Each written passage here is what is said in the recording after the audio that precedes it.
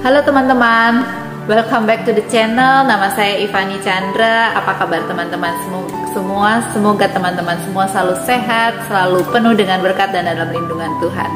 Hari ini aku akan membahas sebuah buku yang erat kaitannya dengan kesuksesan, yaitu buku karangan Deepak Chopra yang berjudul The Seven Spiritual Laws of Success.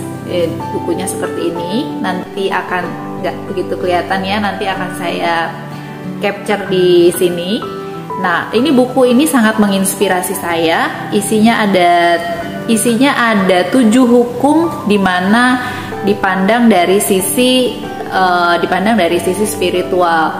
Aku akan bahas satu persatu dari 1 sampai 7, tetapi aku akan bahas secara random. Hari ini aku akan bahas mengenai the law of giving. Dari artinya kita sudah tahu ya bahwa the law of giving adalah hukum dari take and give, menerima dan memberi. Nah, yang kita bahas di sini adalah memberinya ya. Dimana ketika kita memberi, maka kita pasti akan menerima.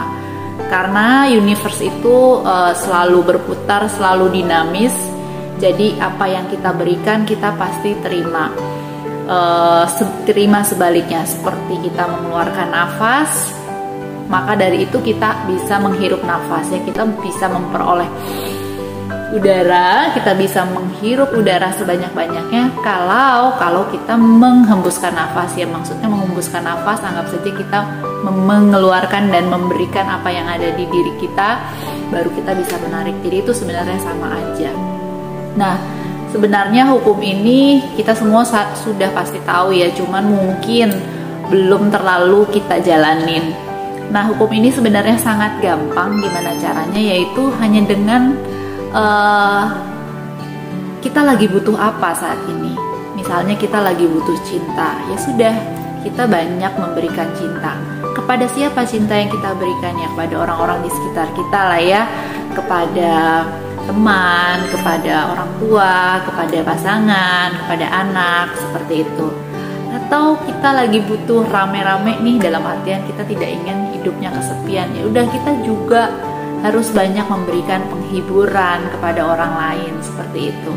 Atau kita butuh senang, ya kita juga jadi orang juga jangan nyusahin ya, jangan menjadi orang yang menyebalkan. Kita juga memberi diri kita agar kita disenangi oleh orang lain, seperti itu teman-teman. Nah, sekarang gimana cara jalaninnya nih teman-teman, the law of giving ini?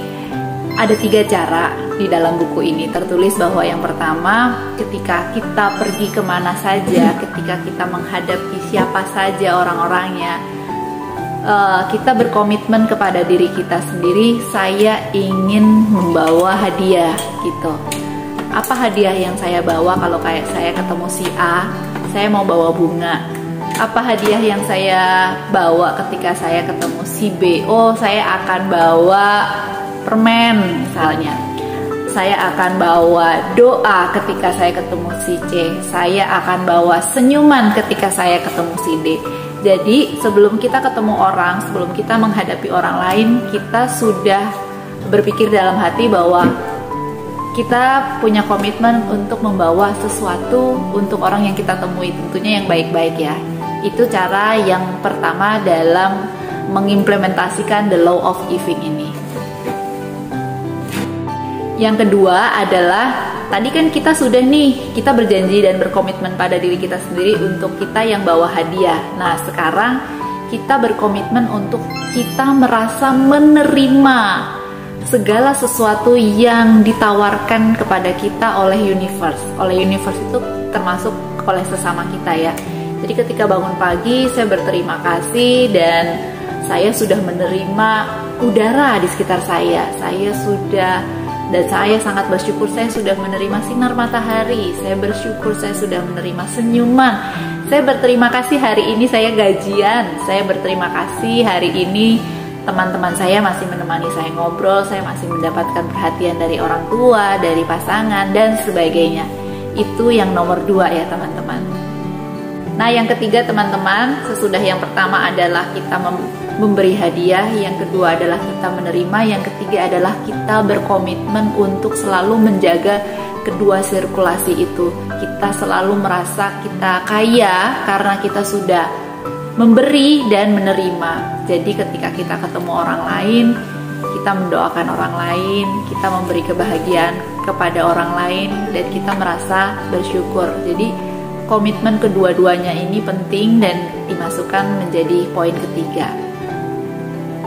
Itulah poin 1, poin 2, poin 3 yang bisa kita jalankan sehingga kita membawa kebahagiaan buat diri kita sendiri dan orang lain.